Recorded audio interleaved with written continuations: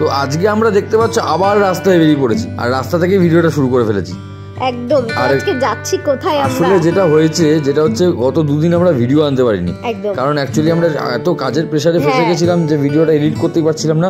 কিন্তু এই ভিডিওটা কিন্তু দুদিন আগের করা, আমরা করেই ফেলে গেছিলাম ভিডিওটা 16 তারিখে এই ভিডিওটা। হ্যাঁ, অ্যাকচুয়ালি ভিডিওটা রেডি ছিল, কিন্তু আমি একটু কাজের প্রেসারে ফেসে যাওয়াতে এটা এডিট করতে পারছিলাম না, তার জন্য দেওয়া হয়নি।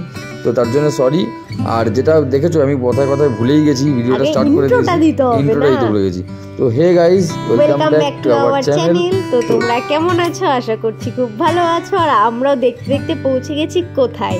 আমরা এটা চলে এসেছি বুক ফেয়ারে গাইস, কারণ কলকাতায় ইন্টারন্যাশনাল বুক ফেয়ার শুরু হচ্ছে। বলো তো এখানে এটা হচ্ছে করুণাময়ী বাস স্ট্যান্ড। হ্যাঁ, তোমাদেরকে প্রথমেই আমি ডিটেইলসটা দিয়ে দেবো, আর তার আগে বলে নিই এটা কিন্তু আমাদের কলকাতার যে ইন্টারন্যাশনাল বুক ফেয়ার, যেটা হচ্ছে মেইনলি আগে হচ্ছে মিলন মেলা প্রাঙ্গণে হতো সায়েন্স সিটির ওখানে, তারপরে মানে প্রথমে ধর্মতলায় হতো ময়দান মাঠে, তারপরে মিলন মেলা প্রাঙ্গণে যায়, এবং সেখান থেকে এখন মাননীয় মুখ্যমন্ত্রী এটা ফিক্স করে দিয়েছে এই জায়গাটা, যেটা হচ্ছে সেন্ট্রাল পার্কের কাছে। মানে যারা সেন্ট্রাল পার্ক চেনো না তাদের জন্য বলে রাখি, এটা করুণাময়ী বাস স্ট্যান্ডের ঠিক পেছনটায় একদম।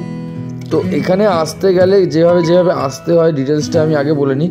যেভাবে আসার রুট, এখানে আসার সবচেয়ে সহজ রুট এখন হচ্ছে বাই ট্রেন শিয়ালদা থেকে তোমরা মেট্রো পেয়ে যাবে, একদম ডিরেক্ট মেট্রো। করুণাময়ী 20 টাকা ভাড়া নেবে। তো একদম একটা মেট্রোয় উঠলে তুমি করুণাময়ী একদম মেট্রোয় নামছো, এবং মেট্রো থেকে নেমে 2 মিনিট হাঁটা পথ, মেট্রোর জাস্ট পাশেই। আর বাসে তো তুমি বুঝতেই পারছো যে কোনো জায়গা থেকে নামবে আর তুমি মেলার মার্কেটে গিয়ে পৌঁছবে। এটা কিন্তু করুণাময়ী ইন্টারন্যাশনাল বাস স্ট্যান্ড। তো এখানে তুমি দূর মানে অ্যাকচুয়ালি দূরপাল্লার বহু বাস এখান থেকে ছাড়ে। তো যে কোনো জায়গা থেকে তুমি বাস ধরে যদি করুণাময়ী সল্টলেক করুণাময়ীতে আসতে পারো, তো সেখানে করুণাময়ীতে কিন্তু এটা হচ্ছে আমাদের বই মেলাটা। হ্যাঁ, করুণাময়ী কিন্তু আরেকটা আছে গাইস, যেটা টালিগঞ্জে, বাট টালিগঞ্জের করুণাময়ী এটা নয়, এটা সল্টলেকের করুণাময়ী। তো আমরা তো ভেতরে ঢুকে পড়েছিলাম, ভেতরে ঢুকে অনেক কিছু জিনিস লক্ষ্য করলাম, যেগুলো হচ্ছে কয়েকটা জায়গা এখনো স্টল হচ্ছে, মানে পুরো রেডি হয়ে পারেনি, একদম শেষ প্রহরের এই কাউন্টিং চলছে, সবকিছু রেডি চলছে। আর এটা কিন্তু হচ্ছে 47তম বই মেলা। তো এই বই মেলায় কিন্তু আসলে বাঙালির একটা অনেক বড় আবেগ জড়িয়ে থাকে। একদম, বই মেলা হচ্ছে বাঙালির একটা ইমোশন। দুর্গাপুজো যেমন বাঙালির ইমোশন, বই মেলা অবশ্যই, কারণ বই মেলা বলতে সেটা নয়, কলকাতা বুক ফেয়ারটা হলো ইমোশন। সত্যিই তাই। আর এই জায়গাটা এত সুন্দর একটা জায়গা চুজ করেছে না, মানে যারাই করেছে, প্রশাসন থেকে হোক যেখান থেকেই হোক, তবে জায়গাটা খুব সুন্দর জায়গা, কারণ সময় কাটানোর জন্য যতটা ভালো ততটা ভালো বই পড়ার জন্য। একদম, পেছনে ঝিল খুব সুন্দর, মারাত্মক। মানে না মানে তুমি যদি না কখনো গিয়ে থাকো তো বলে বোঝানো সম্ভব নয়। একদম। আর এটা হচ্ছে সেন্ট্রাল পার্কের ভেতরে একটা ঝিল আছে। তো এটা কিন্তু দেখা যায় তোমার হচ্ছে বই মেলার মানে ভেতর থেকেই, মাঠের ভেতর থেকেই দেখা যায়। তো আরো ডিটেলসে বলতে গেলে বলতে হয় সেটা হচ্ছে 1 থেকে 9 পর্যন্ত 9টা গেট আছে এই বই মেলায় ঢোকার জন্য, মানে প্রত্যেকটাই এন্ট্রি উইথ এক্সিট। তো 1 থেকে 9টা গেটের মধ্যে তুমি 1 2 3 4 করে পুরো মাঠটা মানে পুরো পার্কটা কাউন্ট করতে পারো একদম। আর ভেতরে যেগুলো করেছে আর কি, সেগুলো কিছু কিছু জিনিস প্রত্যেক বছর অ্যাজ ইট ইজ সেম হয়। যেমন আমরা এখন যেটা দাঁড়িয়ে আছি প্রেস কর্নারের সামনে, এই প্রেস কর্নারটা এক জায়গায় থাকে, তারপরে তোমার অডিটোরিয়াম এক জায়গায় থাকে, এসবিআই অডিটোরিয়াম যেটা হয় সেটা লিটল ম্যাগাজিনও একই জায়গায় থাকে, এবং গিল্ড হাউস যেটা আছে যেখান থেকে অ্যাকচুয়ালি এই বই মেলাটাকে অর্গানাইজ করা হয়, বা যারা অর্গানাইজ করে অ্যাকচুয়ালি, সেটা আমি পরে বলছি আস্তে আস্তে। এই গিল্ড হাউস যেটা, সেটাও কিন্তু একই জায়গায় ফিক্স থাকে। আর কিছু জিনিস ফিক্স থাকে, যেটা হচ্ছে প্রশাসনিক দায়িত্বে যারা থাকে, পুলিশদের ক্যাম্প, কারণ এটা যেহেতু বিধাননগর কমিশনারেটের আন্ডারে পড়ে জায়গাটা, তো যার জন্য বিধাননগর এবং কলকাতা পুলিশ এবং ওয়েস্ট বেঙ্গল পুলিশ এদের ক্যাম্পগুলো ফিক্স করা থাকে, মানে পাঁচিল দিয়ে বানানো, বুঝতেই পারবো টেম্পোরারি ক্যাম্প নয়, ওগুলো পার্মানেন্টলি করা। একসময় টেম্পোরারি ছিল, কিন্তু এখন যেহেতু এইখানে ফিক্সড হয়ে গেছে জিনিসটা, তো এখন ফিক্সড করে দিয়েছে সেই। আর এর সাথে আরো ইম্পর্টেন্টলি আরেকটা কথা বলতেই হয়, যেটা হচ্ছে আমাদের ওয়েস্ট বেঙ্গল ফায়ার ব্রিগেডের কথা, যেটা এই পুলিশদের সাথে সাথে ফায়ার ব্রিগেডের ক্যাম্পটাও কিন্তু ফিক্স করা, এবং তাদের কন্ট্রোল রুমটাও ফিক্স করা। তো আজকে যে এত বড় বই মেলাটা অর্গানাইজ হয়েছে, তো তার জন্য কিন্তু অবশ্যই পুলিশ, দমকল, এদের সবাইকে ধন্যবাদ দেওয়া উচিত। এরা এবং তাদের থেকেও বড় ধন্যবাদ আমার মনে হয় যাদেরকে দেওয়া উচিত, তারা হচ্ছে পাবলিক, কারণ পাবলিকের সহায়তা ছাড়া কোনো কিছু সম্ভব নয়। আর অবশ্যই তারা প্রোটেকশন দিচ্ছে আমাদের, সত্যি তাই। তাই জন্য এত বড় বইমেলাটা কারণ সম্ভব হচ্ছে। এতটা বড় এরিয়া নিয়ে তোমরা বুঝতেই পারছো, আশা করি কত বড় এরিয়া নিয়ে দেখানো হচ্ছে। আমি তোমাকে চেষ্টা করছি ভিডিওটা দেখানো কতটা বড় এরিয়া। আর এখানে ইন্টারন্যাশনাল বুক ফেয়ার এমনি এমনি নাম দেওয়া হয়নি, এখানে ইন্টারন্যাশনাল অনেক মানে স্টল হয়, যেগুলো বাংলাদেশে হয়, স্পেন হয়, ইটালি হয়, ইংল্যান্ড মানে গ্রেট ব্রিটেন হয়, এবং বিভিন্ন রকম জার্মানি হয়, জাপান হয়, এরকম ভাবে বলে বোঝানো মুশকিল। থিমটা কি সঠিক জানি না, জানলে অ্যানাউন্স হয়নি। তো জানলে, কারণ অ্যানাউন্স হবে কি করে, আমরা তো মানে রেডি হওয়ার আগেই চলে গেছি না। তো এখন তো আজকে যদি কথা বলো, মানে আমি আজকে ভয়েস দিচ্ছি, ভিডিওটা অনেক দেরি হয়ে গেছে এডিট করতে, তোমার প্রথমেই বললাম অলরেডি কিন্তু বুক ফেয়ার শুরু হয়ে গেছে। তো বুক ফেয়ার শুরু হয়ে গেছে এবং কতটা ক্রাউড হচ্ছে সেই ভিডিওগুলো তো আমরা আস্তে আস্তে আনবো, কিন্তু আমরা রোজই যাচ্ছি বুক ফেয়ার। সেটা কেন যাচ্ছি সেটা জানতে হলে তোমাদেরকে একবার আসতে হবে, আমাদের সাথে দেখাও করতে পারো, যদি আসতে চাও অবশ্যই দেখা হবে। তো আর সেটা জানতে হলে তো অবশ্যই নেক্সট ভিডিওটা গুলো ওয়াচ করতে হবে।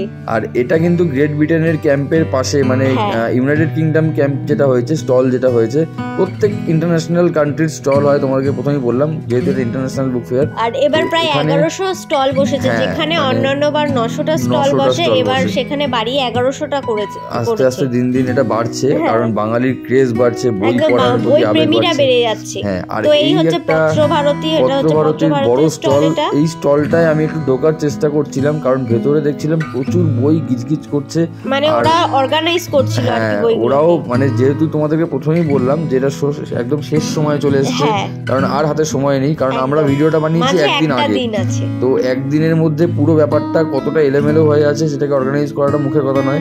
তো দেখতেই পাচ্ছ চারিদিকে বই ছড়ানো ছিটানো, মানে এত বই যে কাউন্ট করে শেষ করতে পারবো না, আমার সারাটা জীবন লেগে যাবে হয়তো এতগুলো বই পড়তে। যাই হোক, ছেড়ে দাও সেটা কথা।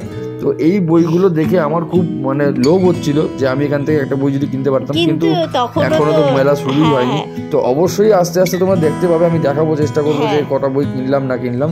আর এখানে কিন্তু প্রত্যেক মানুষ সবাই, সঙ্গে সঙ্গে কিন্তু ধন্যবাদ দেওয়া উচিত যে এখানে যে যারা কাজ করছে, যারা কর্মরত আছে, প্রত্যেককে, কারণ তাদের অনবরত এই অক্লান্ত পরিশ্রমের দ্বারাই কিন্তু এই মেলাটা এত সুসম্পন্নভাবে সুন্দর করে অর্গানাইজ করা হয়। আর এটা হচ্ছে এসবিআই অডিটোরিয়াম, যেখানে আমাদের রূপম ইসলাম দা, মানে সরি আমার দাদা বললে ভুল হবে, গুরুজন বলতে পারি, তারা আসে, নচিকেতা এসেছিলেন, অঞ্জন দত্ত এসেছিলেন, এখানে বড় বড় সেলিব্রিটিরা আসেন, প্রোগ্রাম হয়, ডেলি প্রোগ্রাম হয়।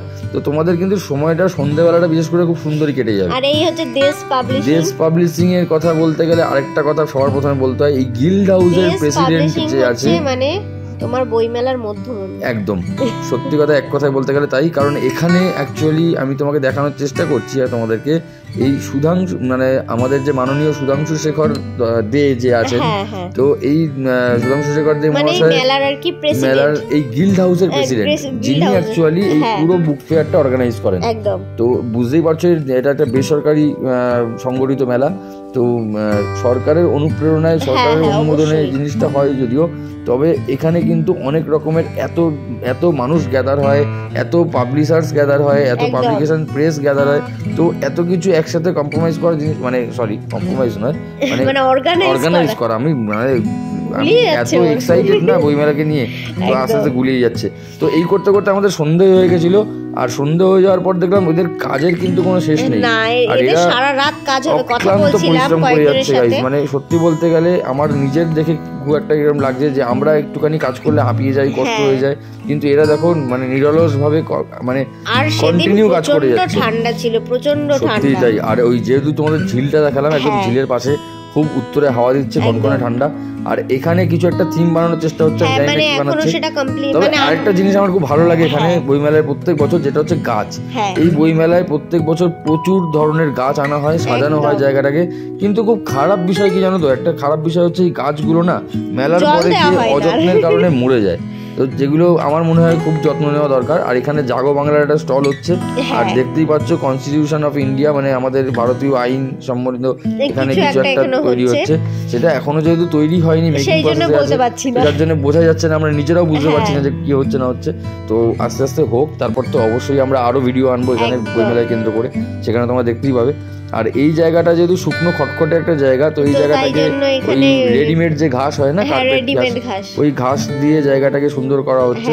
তো এনারা প্রত্যেকে তাদের এত পরিশ্রম দিচ্ছে এই জায়গাটার পেছনে এত সুন্দর করে তোলার জন্য।